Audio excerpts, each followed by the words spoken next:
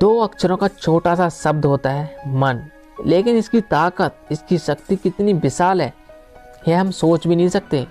क्योंकि जो हम सोचेंगे वो बुद्धि से सोचेंगे, दिमाग से सोचेंगे, और दिमाग एक दायरे में ही सोच सकता है, उस दायरे से बाहर नहीं सोच सकता। लेकिन जो मन होता है उसका कोई दायरा नहीं होता, उसकी कोई सीमा नहीं होती है। मन एक पक्षी की भांति है जिसके लिए पूरा आसमान खुला हुआ है उड़ने के लिए।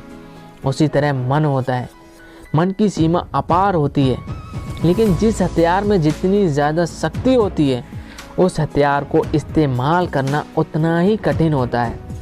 यही बात मन पर भी लागू होती है, जिसमें इतनी ताकत होने के कारण इसको इस्तेमाल करना उतना ही कठिन होता है। और अक्सर इंसान पूरी ज़िंदगी में अपने मन को इस्तेमाल करना सीख ही नहीं पाता, उसकी शक्तियों को पहचान ही नहीं पाता। अगर आप पूरे एकाग्र भाव से अपने मन में एक विचार और भाव पैदा करते हैं कि मुझे दुनिया के फलां देश की फलां लाइब्रेरी में रखी हुई फलां किताब पढ़नी है, तो ये पूरा ब्रह्मांड उस किताब को हमारे लिए उपलब्ध कराने में लग जाएगा। जी हाँ, सुनने में ये बात असंभव लगती है, लेकिन हम पूरे एकाग्र भाव से विचार करते हैं और पूरा सच्चा भाव करते हैं उस चीज़ को पाने का, उस वस्तु को पाने का, तो ये पूरा ब्रह्मांड उसे उपलब्ध कराने में लग जाता है। आज की कहानी जो मैं आपको सुनाने वाला हूँ, उसके बाद आप अपने मन की शक्तियों को इस्तेमाल करना सीख जाओगे। उसके बाद आप जो भी पाना चाहते हो, जो भी अपने जीवन में करना चाहते हो, उसके अपने मन की शक्तियों से संभव कर पाओगे। इससे पहले कि आप कहानी में खो जाएं, इस चैनल को सब्सक्राइब जरूर कर लें। तो चलिए कहानी शुरू करते हैं। एक बार की बात है, एक गुरु अपने एक आश्रम में अपने शिष्यों को ध्यान प्रक्रियाओं की शिक्षा देते थे। तरह तरह के ध्यान लगाने के रास्ते उन्हें बताते रहते थे। वो गुरु बहुत प्रतिभाशाली थे। उनके चेहरे से उनके शांत और सौम्य मुद्रा सभी बच्चों को आकर्षित करती थी। उनका चेहरा हमेशा सकारात्मक ऊर्जा से भरा होता था। जो भी उनसे मिलता था या उनके चेहरे को देखता था तो उसके हृदय में भी गुदगुदी होने लगती थी। इससे सभी बच्चे आकर्षित थे। सभी बच्चे चाहते थे कि हम अपने गुरु की भांति बन जाएं, गुरु की तरह ही शांत और सौम्य बन जाएं। लेकिन बहुत से प्रयास करने के पश्चात भी बच्चे उनकी स्थिति पर नहीं पहुंच पाते थे। वो इस बात पे कभी गौर ही नहीं करते थे कि गुरु ने इस अवस्था को पाने के लिए कितनी साधना करी है, कितनी उम्र बिताई है, कितना संयम रखा है। उनका एक शिष्य था, वो भी उनसे बहुत आकर्षित था। वो चाहता था कि मैं जल्द से जल्द अपने गुरु की तरह बन जाऊं। इसलिए बहुत सारी ध्यान प्रक्रियाओं के बाद भी उस अवस्था को हासिल नहीं कर पाया। तो उसने सोचा कि गुरु हमें पूरा ज्ञान नहीं दे रहे हैं, गुरु हमसे कुछ न कुछ छिपा रहे हैं। इसी संदेह ने उसके मन को घेर लिया। उसका मन पूरा संदेह से भर गया और इस संदेह का निवारण करने के लिए उसने सोचा कि मैं पूरी तरह से गुरु की नकल करने लग जाता हूँ। जिस तरह से गुरु पूरे दिन में आचरण करते हैं उसी तरह से मैं भी करूँगा, तो मैं भी इस अवस्था को प्राप्त कर लूँगा। इसलिए उसने सुबह शाम दिन रात गुरु का अनुसरण करना शुरू कर दिया।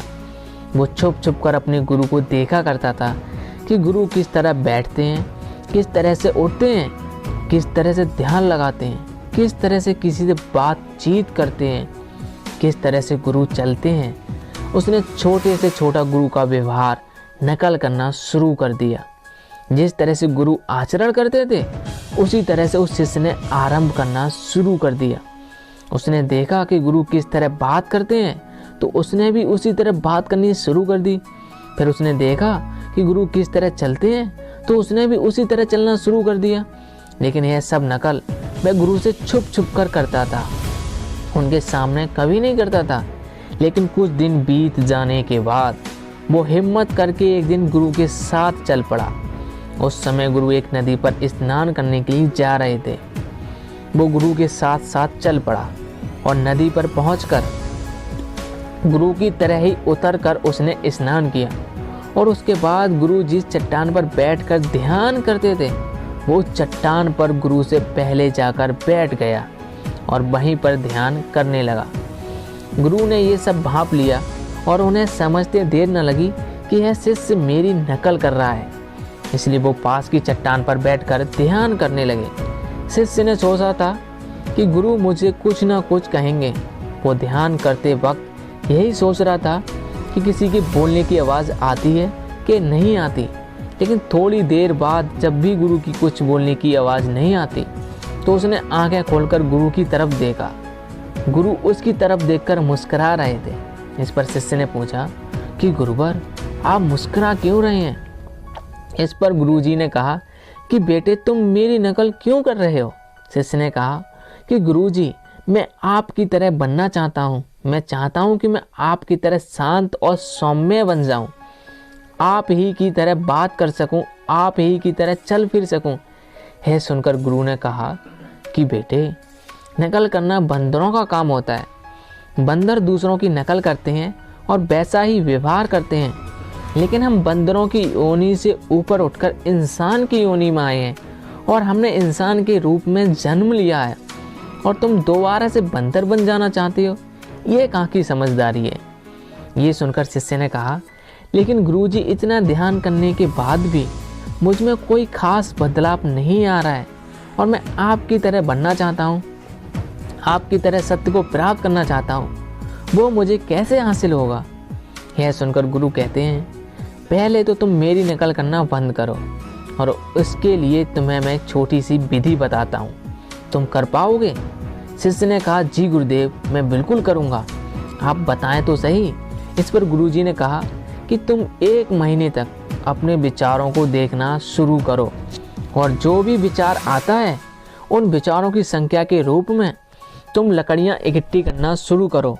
ध्यान रहे, एक विचार के बदले एक लकड़ी, और 1 महीने में ये सारी लकड़ियाँ इकट्ठी करके जो सामने झोपड़ी है उसमें रखते जाओ।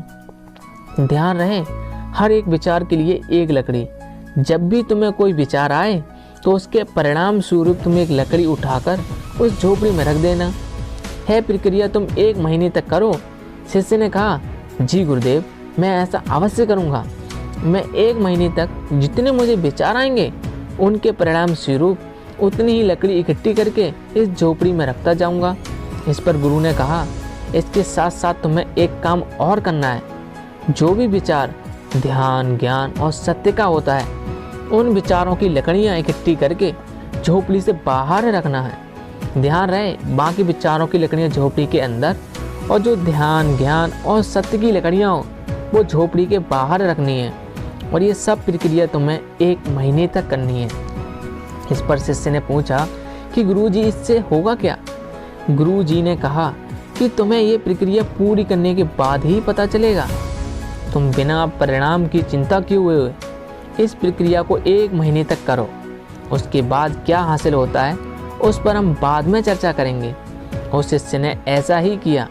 1 महीने तक जो भी विचार आता रहा उसके परिणाम स्वरूप लकड़ियाँ इकट्ठी करके झोपड़ी के अंदर व बाहर रखता रहा।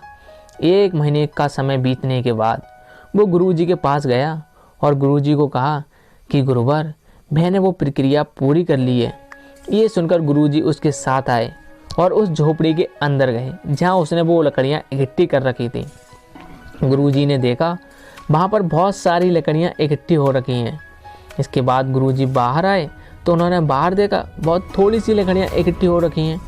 इसका मतलब यह था कि ध्यान, ज्ञान और सत्य के विचार कम थे और बाकी के विचार उससे कई गुना ज़्यादा थे। यह देखने के बाद गुरुजी ने उस शिष्य से कहा कि बेटे, अब तुम एक काम करो, झोपड़ी के अंदर जितनी भी लकड़ियाँ हैं उन्हें उठाकर नदी में बहा दो। यह सुनकर शिष्य आश्चर्यचकित होकर बोला कि गुरुजी, ये तो बहुत सारी लकड़ियाँ हैं, इतनी लकड़ियों का बोझ तो मैं उठा भी नहीं पाऊँगा। यह सुनकर गुरुजी मुस्कुराए और बोले, जब तुम इतनी लकड़ियों का बोझ नहीं उठा सकते हो तो फिर इतने विचारों का बोझ कैसे उठा लेते हो? शिष्य ने कहा कि गुरुजी, विचारों में तो कोई वजन ही नहीं होता है। इस पर गुरुजी ने कहा, यही तो तुम्हारी गलतफहमी है। विचारों में इन लकड़ियों से भी ज़्यादा वजन होता है, लेकिन वो हमें महसूस नहीं होता क्योंकि वो वजन हमारे शरीर पे ना होकर हमारे मन पर होता है, हमारे मस्तिष्क पर होता है। तुम खुद को देखो, ध्यान, ज्ञान और सत्य के विचार थोड़े से हैं और बाकी के फालतू के विचार कितने हैं। और तुम इतने थोड़े से सत्य के विचारों से परमात्मा को प्राप्त करना चाहते हो। तुमने परमात्मा का इतना थोड़ा सा मूल्य लगाया है। बच्चे, ध्यान, ज्ञान और सत्य के विचार तुम्हारे बाकी विचारों के नीचे दबे हुए हैं। जब तक वो उन विचारों के नीचे दबे रहेंगे, तुम ही बताओ तुम्हें सत्य की प्राप्ति कैसे हो सकती है। अगर तुम्हें किसी भी लक्ष्य को प्राप्त करना है तो तुम्हारे मन में उसी लक्ष्य के विचार उठने चाहिए, उसी लक्ष्य पर तुम्हारे विचार केंद्रित होने चाहिए, तभी तुम उस लक्ष्य को हासिल कर सकते हो। यह सुनकर वो शिष्य गुरुजी के चरणों में गिर पड़ा और उसके बाद उसने कहा कि गुरुजी, आज से मैं जो भी सोचूंगा वो ध्यान, ज्ञान और सत्य के संबंध में सोचने की कोशिश करूंगा।